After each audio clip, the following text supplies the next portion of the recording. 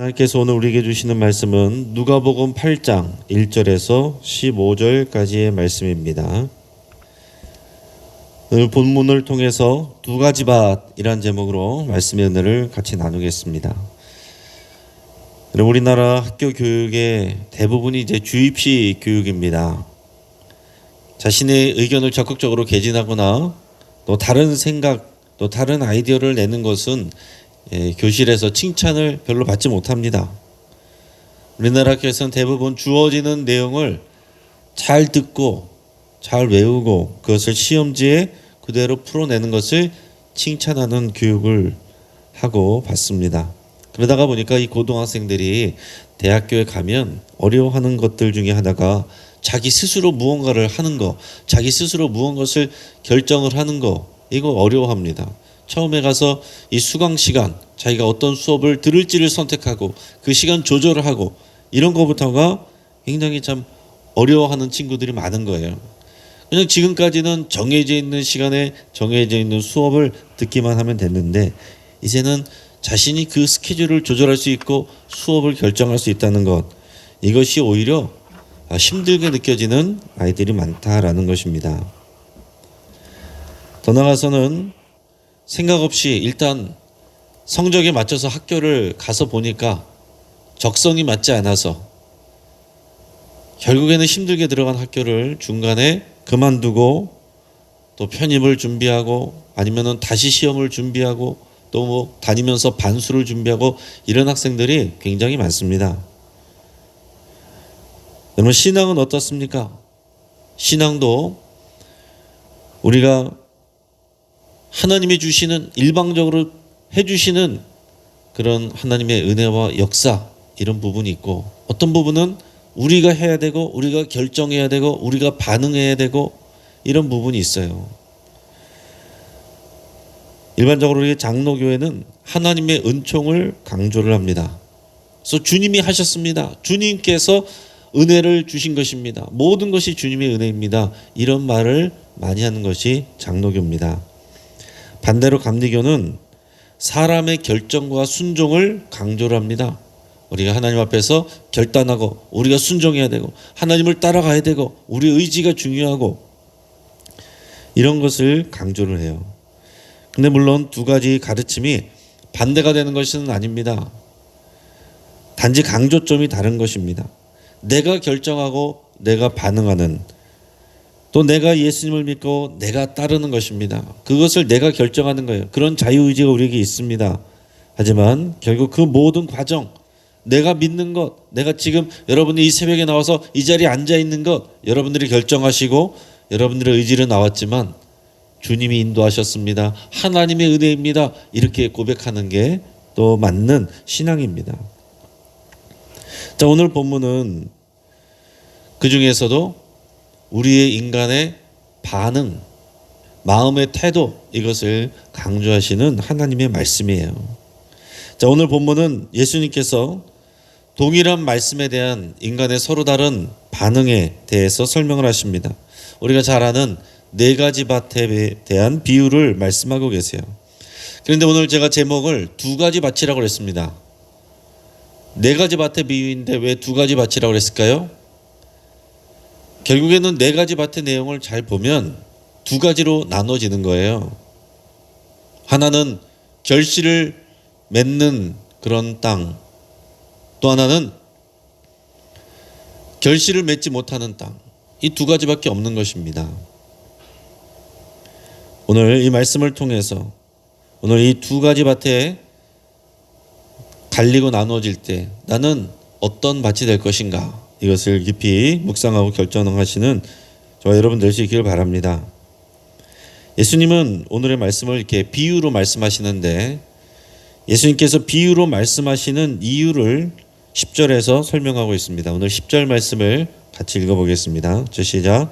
이르시되 하나님 나라의 비밀을 아는 것이 너에게는 허락되었으나 다른 사람에게는 비유로 하나니 이는 그들로 보아도 보지 못하고 들어도 깨닫지 못하게 하려 함이라. 아멘. 그럼 비유라는 것은 두 가지 기능이 들어있는 것입니다. 하나의 기능은 뭐냐면 말씀을 쉽게 이해할 수 있도록 도와주는 것이 비유의 기능이에요.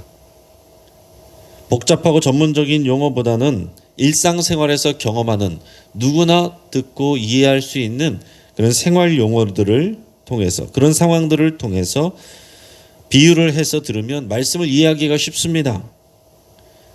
자, 그런데 반대로 어떤 사람들에게는 이 비유가 이해하기 어려운 수수께끼가 될 수 있습니다. 누구에게 그런 일이 일어나겠습니까? 하나님의 말씀을 받지 않고 거절하는 마음을 가진 사람에게는 비유가 오히려 이 말씀을 깨닫지 못하게 하는 역할을 하게 된다라는 것입니다. 오늘 10절에서처럼 보아도 보지 못하고 들어도 깨닫지 못하게 하려 함이라 그랬습니다. 그러나 하나님의 나라의 비밀이, 똑같은 하나님 나라의 비밀이 말씀으로, 비유로 선포됐는데 누구에게는 이것이 너무나도 쉽게 이해가 되고 누구에게는 보아도 들어도 보지 못하고 들리지 못하는 기능을 하게 된다라는 거예요. 이 비유는 어린아이들처럼 순수한 마음으로 믿음을 가지고 반응하고 들으면 너무나 쉬운 이야기가 됩니다. 여러분, 복음은 어렵고 복잡한 것이 아닙니다. 복음을 어렵고 복잡하게 배우려고 그러면 한도 끝도 없습니다. 복음은 아이들도 이해할 수 있고 노인들도 알아들으는데 불편함이 없습니다. 학교 다니지 않아도, 배운 바가 많지 않아도, 글을 몰라도 복음은 다 이해할 수 있는 거예요. 그렇지만 이런 단순한 복음의 메시지가 편견을 가지고 불신하는 마음을 가지고 또는 거역하는 마음을 가지고 대하는 사람들에게는 오히려 이해하기 어렵고 깨닫기 어려운 말이 된다라는 것입니다. 그래서 오늘 8절에 보면 끝에 들을 귀 있는 자는 들으라 이렇게 얘기했습니다. 이게 주님의 마음이에요. 주님은 모든 사람들이 다 깨닫기를 원하지만 똑같은 말씀을 들었다고 해서 다 들을 수 있는 것이 아니고 더 많이 배웠다고 해서 들을 수 있는 게 아니에요. 들을 게 있는 사람만 듣게 되는 것입니다. 들을 게 있는 사람이 결국은 오늘 4가지 밭으로 나오는 이 비유에서처럼 좋은 밭을 가지고 그렇게 반응하는 그 사람이 들을 게 있는 사람이다라는 것을 얘기를 하고 계신 겁니다. 자, 들을 게 있는 사람이 듣는 것이 무엇인가? 비유로 해서 들어야 되는 것은 뭡니까? 하나님 나라의 비밀이다 그랬어요. 하나님 나라의 비밀. 여러분, 하나님 나라의 복음을 예수님께서 전하신 거예요. 오늘 1절에 보면 예수님께서 각 성과 마을에 두루 다니시면서 하나님의 나라를 선포하시고 전하고 가르치셨다 그랬어요. 예수님이 전하신 것이 무엇입니까? 하나님 나라. 그걸 또 복음이라고 표현했어요. 그리고 그 복음은 하나님 나라가 시작되었다. 하나님의 나라가 온다고 약속되었던 것이 이미 임했다. 왔다. 이게 복음이에요. 하나님 나라 그 복음이, 그 내용은 예수 그리스도예요. 예수 그리스도가 오셨다라는 것. 예수 그리스도가 오셔서 하나님의 나라가 실현되고 이루어지고 그 약속이 성취되었다는 것을 말씀하는 것. 그게 복음입니다. 그래서 우리가 복음을 이해하는 데 있어서는 이 하나님의 나라를 알아야 되고 예수 그리스도를 알아야 됩니다. 예수 그리스도는 아는데 하나님의 나라에 대해서는 관심이 없다. 그럼 복음을 잘 모르는 것입니다. 하나님의 나라, 또 천국에 대해서는 관심이 있는데 예수님을 대해서는 별로 알지 못하고 관심이 없다. 그것도 복음을 모르는 것입니다. 예수 그리스도가 복음의 내용이고 하나님의 나라가 복음의 결과이고 목적이에요. 여러분, 이것을 잘 기억하셔야 됩니다. 지난 수요일에도 이 말씀을 나눴는데 여러분, 복음을 잘 하셔야 됩니다. 교회는 오래 다녔는데 뭐가 뭔지도 잘 몰라요 그러면서 다니시지 마시고, 복음의 내용은 예수 그리스도시고 그 결과는, 그 목적은 하나님의 나라입니다. 여러분, 이것만 여러분 말할 수 있어도 복음을 잘 아시게 되는 겁니다. 요한계시록에도 보면 새 예루살렘이 이 땅에 임한다라는 것을 보여주고 있습니다.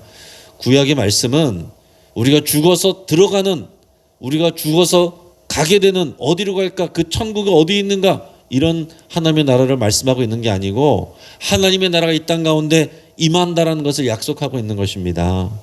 그래서 예수님도 기도를 가르쳐 주실 때 아버지의 나라가 오게 하시며, 오는 거예요. 하나님의 나라가 이 땅 가운데, 여러분의 삶 가운데 이 땅 다 버리고 이 땅 다 부정하고 우리가 어딘가 천국에 하늘로 그냥 슉 날아가서 거기서 살면 되는 것이 아니라 우리가 살고 있는 이 나라, 이 땅이 하나님의 나라가 되도록 하나님의 나라가 임하게 하는 하나님 나라 일꾼 되는 게 하나님의 마음이고 하나님의 복음이에요. 그래서 여기에 대한 하나님의 나라를 이루어가는 오시는 하나님의 나라, 이루어지는 하나님의 나라, 여기에 관심 없고 이 세상을 버리고 우리가 어디론가 가는 천국만 관심 갖고 있으면 복음을 오해하고 있게 되는 것이다 라는 것입니다. 예수님이 이 땅에 오시면서 하나님의 나라가 시작이 된 것입니다. 응답 받은 거예요. 구약에 말씀하고 있는 하나님의 나라가 임할 것이라는 것이 예수님이 오심으로 인해서 시작이 된 거예요. 그래서 예수님은 하나님의 나라가 왔다. 축사를 통해서, 축기를 통해서, 또 치유를 통해서 다양하게 하나님의 나라가 임한 것을 또 실증해주고 보여주는 것입니다. 그렇지만은 완성된 하나님의 나라는 마지막 때에 주님께서 다시 오실 때 완성되는 거예요. 그러니까 우리는 예수님이 이미 오셔서 시작된 하나님의 나라를 살고 있는 사람들이고 완성될 하나님의 나라를 위해서 일하고 쓰임받는 사람들이에요. 여러분 이것을 잘 아실 수 있길 바랍니다. 근데 하나님의 나라는 비밀이다 그랬어요. 하나님의 나라의 비밀을 아는 것이 너에게는 허락이 되었지만은 그러나 그 마음에 거역하고 편견을 갖고 또 이런 사람들에게는 그것이 보아도 보이지 못하고 들어도 들리지 못하게 하는 그들에게는 하나님의 비밀이 허락되지 않은 그런 것이라고 예수님이 말씀하고 있습니다. 다니엘서에 보면 하나님 나라가 말세에 세워질 것을 전하고 있는데 다니엘도 구체적으로 하나님의 나라가 어떻게 임할지는 알지 못했어요. 그런 여러 가지 계시적인 언어들로 환상으로 이렇게 했지만은 그 환상으로만 다니엘이 알았지 다니엘도 그 하나님의 나라가 구체적으로 어떻게 임하는지 어떤 모습인지 굉장히 궁금했을 것입니다. 근데 우리는 다 알잖아요. 그 하나님의 나라의 비밀을 선포한 다니엘의 말씀도 우리는 알고 그것이 이미 이루어졌고 실현됐다라고 선포하시는 예수 그리스도가 오셨다는 것도 알고 있어요. 우리는 다니엘보다 더 많은 것을 아는 사람들입니다. 여러분 감사할 수 있어요. 은혜의 시대에 우리는 살고 있습니다. 그런데 이 하나님의 나라의 비밀을 관심도 안 갖고 알려고도 안 하면은 정말 이 은혜에 살면서 우리는 귀도 막고 눈도 가리고 사는 사람들이 될 수밖에 없는 것입니다. 예수님이 오셔서 이 비밀을 드러내신 것입니다. 그래서 하나님의 나라는 어떻게 알 수 있느냐? 예수 그리스도를 통해서 아는 거예요. 예수 그리스도가 전하고 예수 그리스도가 보여주신 것이 하나님의 나라예요. 그래서 성경에 보면 하나님의 나라는 이런 것이다. 하나님의 나라를 계속해서 설명하시는 내용들이 나옵니다. 어떤 사람들은 예수님을 배척하고 예수님을 위해서 시작된 하나님의 나라를 부정하기도 합니다. 여러분 들을 길을 가질 수 있기를 주의 이름으로 축복합니다. 우리 12절에서 15절까지 말씀을 같이 읽겠습니다. 자, 시작.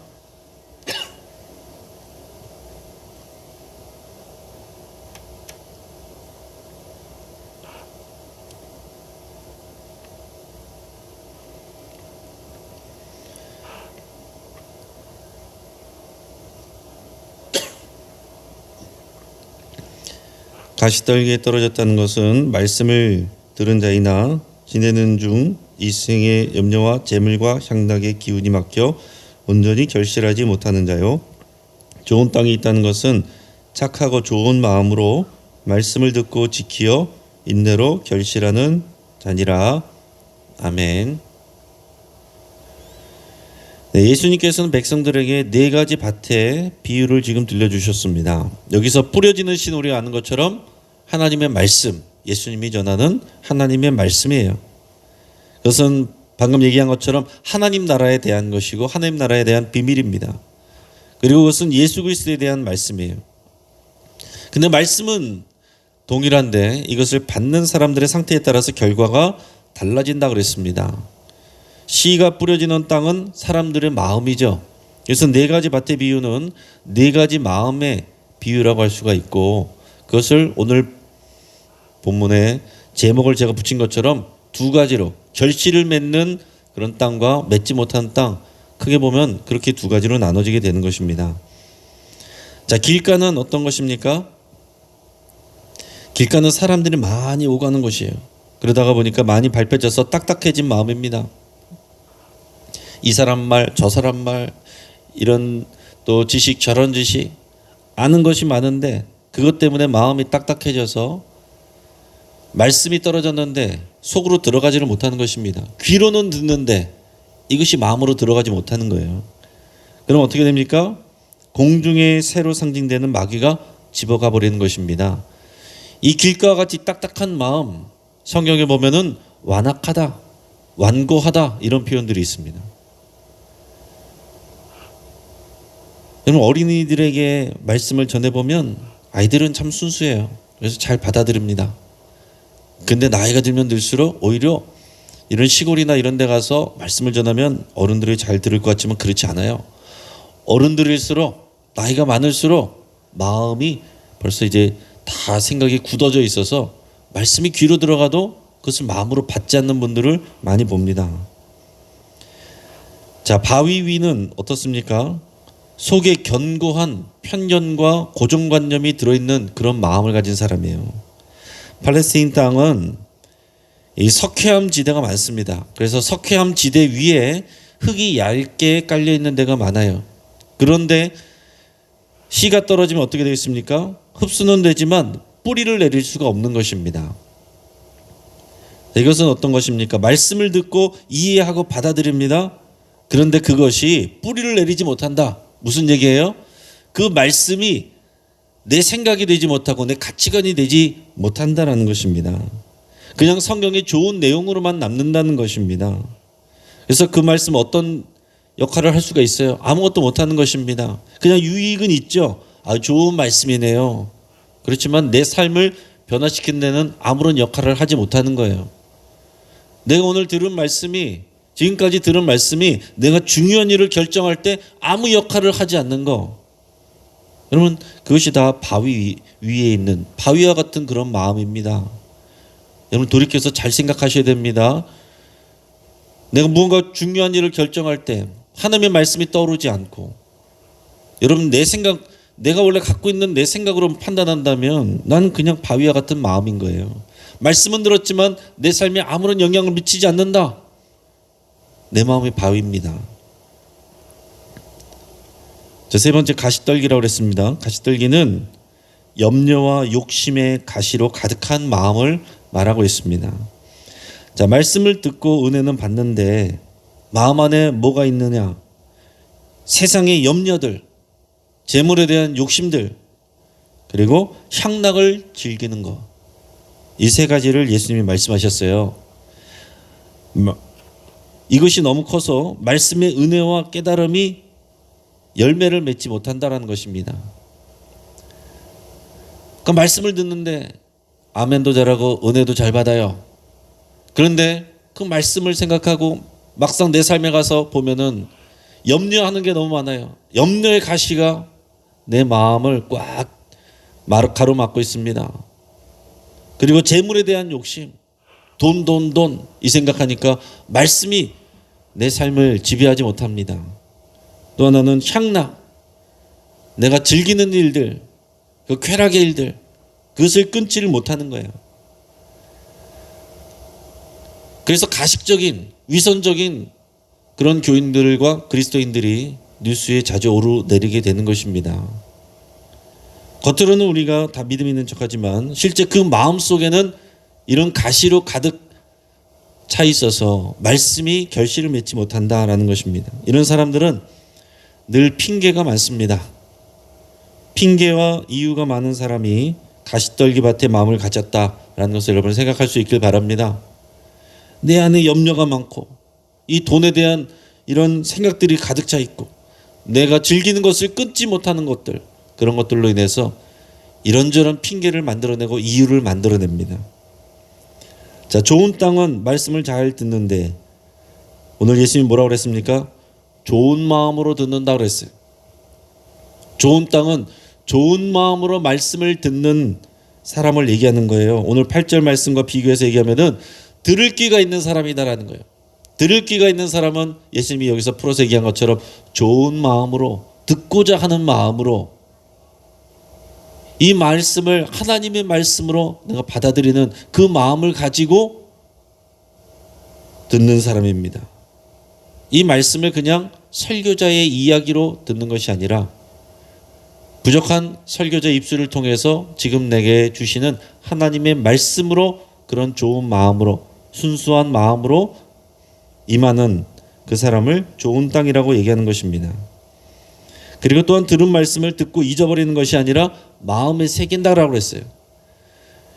말씀을 여러분 마음에 새기는 것이 중요한 거예요. 그래서 제가 여러 번 강조하고 말씀드리지만 새로운 설교, 새로운 말씀, 여러분 그건 너무 좋아하지 마세요. 여러분 안에 마음에 새겨질 시간이 없는 거예요. 많은 말씀을 듣는 것보다 더 중요한 것은 들은 말씀을 마음에 새기는 게 필요하다는 거예요. 막 단순하게 말씀을, 그래서 성경에서 묵상한다는 표현은 똑같은 말씀을 계속해서 반복하는 것입니다. 암송하는 거, 계속 중얼중얼하는 거, 마음에 새기는 거예요. 머리로만 하는 것이 아니라 마음에 새기는 거, 마음에 새겨지는 것까지가 가는 데는 시간이 오래 걸려요. 근데 그 말씀 듣고 또 다른 말씀 들어야 되니까 또 잊어버리고, 또 다른 설교 또 있으니까 또 잊어버리고, 이것이 별로 좋은 것이 아닙니다. 그래서 되도록 말씀을 단순하게, 그리고 반복적으로 이런 묵상을 하고 마음에 새기는 것이 굉장히 중요한 것입니다. 마음에 새겨져야 생각이 나고 그 말씀을 지키고 순종할 수 있는 것이죠. 중요한 일을 결정할 때, 생각할 때 그 말씀이 생각이 나야 돼요. 근데 이것은 우리가 평상시에 그렇게 해야 되고, 그것이 또한 성령께서 생각나게 하셔야 됩니다. 우리가 귀로 들은 말씀, 머리로 들은 배운 말씀을 우리가 로고스 말씀이라고 보통 얘기하고, 이렇게 깨달아지고 은혜 받은 말씀을 레마 말씀이다 이렇게 얘기들을 하죠. 여러분이 레마 말씀이 있기 위해서는 또한 로고스 말씀을 우리가 계속 듣는 거예요. 여러분 계속해서 이렇게 새벽에 말씀을 듣고, 또 공예배 때 말씀을 듣고, 성경 말씀을 읽고, 많은 것을 읽는 것도 중요하지만 그러나 그 말씀을 내 마음에 새기겠다라는 것을 꼭 생각을 하시고, 마음에 새기는 또 중요한 방법 중에 하나는 이 말씀을 내가 말로 다른 사람들에게 얘기를 해주는 거예요. 굉장한 교육 효과가 있는 것입니다. 그래서 여러분이 믿음의 사람들끼리 내가 들은 말씀을 서로 얘기해주고 주고받고 하는, 이게 그리스도인의 친교고 교제입니다.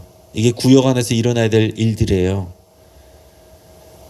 그래서 작년에도 우리가 말씀으로 살아나는 교회 원래 구상했던 것은 이 말씀을 내가 묵상해서 서로 나누는 거, 그래서 마음에 서로 새겨지는 이 그리스도인의 교제를 생각했는데 코로나로 인해서 우리가 이것이 한 해 더 늦어졌습니다.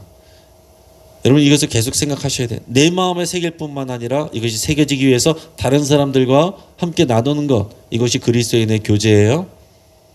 예배 얼른 끝나고 나서 우리끼리 재밌는 얘기하고 놀고 먹고 마시는 거, 이게 그리스도인의 교제가 아닙니다. 말씀의 열매는 또 순종할 뿐만 아니라, 순종하되 어떻게 됩니까? 어려움이 올 때 포기하지 않고 인내하는 거. 인내하는 사람이 좋은 땅의 마음을 가진 사람이고, 그 사람의 삶에는 말씀의 열매가 맺힌다 그랬어요. 예수님이 인내를 얘기하셨습니다. 인내가 없으면 여러분 말씀의 결실이 안 맺힙니다. 참고 견디고 버티는 거, 여러분 이거 신앙의 대부분이에요. 이 코로나 빨리 끝나야 되겠다. 끝나야 되겠죠. 우리가 간절히 기다리지만 이 시간들을 믿음으로 인내하고 버티고 견디는 거, 그 사람이 말씀의 열매를 맺는 것입니다. 말씀의 열매는 다양하게 나타날 수 있어요.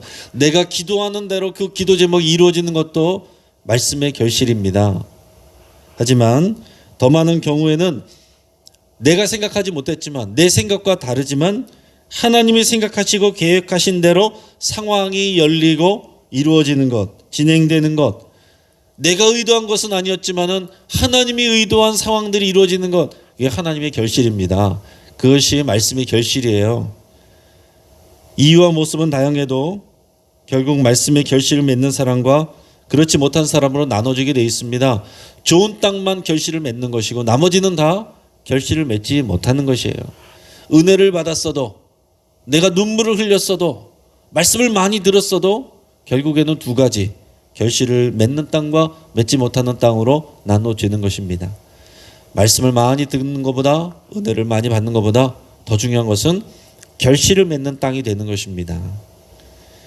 자, 오늘 본문은 실제로 좋은 땅의 마음을 가진 사람들을 보여주고 있어요.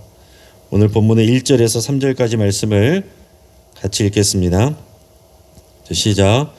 그 후에 예수께서 각 성과 마을에 두루 다니시며 하나님의 나라를 선포하시며 그 복음을 전하실새 12 제자가 함께하였고, 또한 악귀를 쫓아내신과 병 고침을 받은 어떤 여자들, 곧 7 귀신이 나간 자 막달라인이라 하는 마리아와 헤롯의 청지기 구사의 아내 요한나와 수산나와 다른 여러 여자가 함께하여 자기들의 소유로 그들을 섬기더라. 아멘. 자, 여기 보면 12명의 제자들이 예수님과 함께 각 성과 마을에 두루 다니면서 하나님 나라의 복음을 선포하고 전하였다 그랬습니다. 자, 예수님과 함께 다니는 12명의 제자들, 그들은 예수님의 말씀을 듣고 말씀을 깨닫고 말씀의 은혜를 받고 그 말씀을 마음에 새기고 말씀에 순종하고 결단해서 자기가 중요하게 여겼던 걸 뒤로 하고 예수님을 따라다니는 사람들입니다. 이 말씀의 결실을 맺는 것은 이런 것입니다. 말씀을 듣고 깨달을 정도가 아니라 예수님과 동행하고 예수님을 따라다니고 예수님을 닮아가고 예수님이 하는 일을 같이 하는 사람, 이게 말씀의 결실을 맺는 사람의 모습인 거예요. 뿐만 아니라 오늘 본문에서 보면은 3명의 여성 제자들을 소개합니다. 7 귀신이 나간 막달라 마리아, 그리고 헤롯의 청지기의 아내인 요한나, 그리고 수산나라고 하는 이 3명의 여성을 얘기하고 있습니다. 이 3명의 여성들은 어떻게 예수님 앞에 나오게 됐느냐? 그들은 축사와 치유를 통해서 은혜를 본 사람들이에요. 막달라 마리아처럼 그 안에 7 귀신이 나간 사람도 있고 병들었다가 치료를 받은 사람들도 있어요. 여러분, 이 축사와 치유가 그냥 단지 부분적인 내용이 아니라 이것이 하나님 나라가 임하는 것을 실제로 보여주는 것들입니다. 예수님께서 그렇게 말씀하셨어요. 이 땅의 공중 잡은 자들의 그런 권세에서 해방되고 자유케 되는 것, 그것이 하나님 나라가 임한 결과입니다. 그래서 마귀가 떠나가고 병이 떠나가고 여러 가지 문제가 떠나가는 역사들이 일어나는 거예요. 이것을 경험한 사람들이 그냥 은혜 받고 끝난 것이 아니라 그 사람들이 예수님과 제자들을 따라다니면서 자신들이 가지고 있는 재물로, 그리고 그런 정성과 시간으로 이들을 섬겼다고 했습니다. 그래서 하나님 나라를 우리가 결실 맺는, 그 말씀의 결실을 맺는 것은 이런 사람들이다라고 그랬어요. 그래서 예수님과 동행하고 예수님과 함께 다니고 예수님을 따라다니면서 예수님을 닮아가고 예수님과 함께 그 사역을 하는 것, 또 뿐만 아니라 나는 예수님과 그렇게 모든 것을 함께 다닐 수는 없지만 그러나 내가 예수님을 사랑하고 예수님을 여러 가지 물질로, 시간으로, 마음으로 섬기고 돕는 것, 이것이 다 주님과 함께하는 것이고 말씀의 결실을 맺은 사람의 모습을 보여주는 것입니다. 이제 말씀을 정리하겠습니다. 하나님의 말씀은 동일합니다. 그러나 그 말씀을 받는 사람들의 우리 마음의 상태와 반응에 따라서 결실을 맺을 수도 있고 아무 일도 일어나지 않을 수도 있는 것입니다. 자, 또 하나는 예수님이 비유로 말씀하신 이유는 뭐였습니까? 사람들의 마음의 밭이 다르기 때문이에요. 좋은 땅을 가진 사람에게는 이 비유가 말씀을 쉽게 이해하는 도구가 되고, 반대로 불신과 편견의 마음을 가지고 접근하는 사람에게는 오히려 듣지 못하게, 깨닫지 못하게, 보지 못하게 하는 수수께끼가 됩니다. 그래서 우리에게는 들을 귀가 필요합니다. 마지막으로 하나님의 말씀을 대하는 사람의 마음은 4가지 땅, 4가지 밭으로 표현됐지만 결국 말씀의 결실을 맺느냐 맺지 못하느냐, 이 2가지로 나뉜다고 했습니다. 우리 마음은 말씀의 결실을 맺는 땅입니까? 아니면 결실을 맺지 못하는 땅입니까? 모두 다 좋은 땅이 되시기를 주의 이름으로 축복합니다. 저는 기도하겠습니다. 오늘 말씀을 붙잡고 기도할 때에 우리의 마음이 좋은 땅이 되기를 여러분 간절히 기도할 수 있기를 바랍니다. 우리 안에 있는 완악함과 편견과 고집, 모든 염려와 유혹들을 십자가에 못 박기로 여러분 결단할 수 있길 바랍니다. 끊임없이 우리는 염려하고 끊임없이 근심하고 끊임없이 걱정하는 우리의 마음들, 우리가 들었던 말들, 사람들의 말들, 여러 가지 세상의 뉴스들, 내가 책에서 봤던 것들, 그런 것들로 우리의 안에 들어있는 고정관념과 편견들, 다 이런 것들 십자가에 못 박히도록 여러분 간절히 기도할 수 있길 바랍니다. 내가 말씀을 묵상하고 은혜 받을 뿐만 아니라 순종하고 인내할 수 있기를 여러분 간절히 기도할 수 있길 바랍니다. 우리 가정을 위해서 기도할 때 우리 사랑하는 가족들의 마음이 좋은 땅이 되기를 위해서 함께 기도하겠습니다. 또 우리 교회 안에 좋은 땅이 아닌 성도들의 마음이 갈아엎어지기를 위해서 함께 기도하겠습니다. 교회 안에 그런 역사들이 일어나야 됩니다. 마음밭이 갈아엎어져야 됩니다. 영신교회가 좋은 땅이 되기를 위해서 함께 기도하겠습니다. 오늘 금요 기도에 성령 충만한 은혜가 부어지고 은혜에 참여하는 모든 성도들의 마음이 갈아엎어져서 말씀의 열매를 맺기를 위해서 함께 기도하겠습니다. 지금 미국의 대통령이 바뀌었습니다. 미국이 올바른 신앙으로 세워지고 대한민국의 선한 영향력으로 연결될 수 있도록 여러분 위해서 간절히 기도할 수 있길 바랍니다. 우리 이 시간 주여 한번 부르짖고 합심해서 함께 기도하겠습니다.